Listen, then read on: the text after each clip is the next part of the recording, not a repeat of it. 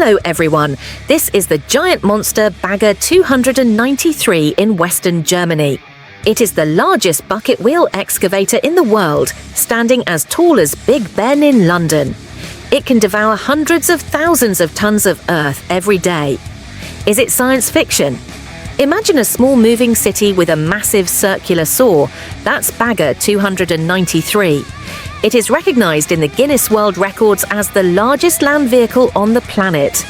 Manufactured by a German company, this machine is approximately 225 meters long and weighs over 14,000 tons. Yet it leaves only a light footprint on the ground. Bagger 293 is a master at lignite mining, capable of moving over 200,000 tons of earth daily, equivalent to 2,500 kilograms of material per second. To operate, it requires a special team of 5 people. It needs an external power supply of 16.56 megawatts to function efficiently. Its bucket wheel has a diameter of over 21.3 meters, with 18 buckets, each capable of holding more than 15 cubic meters of material.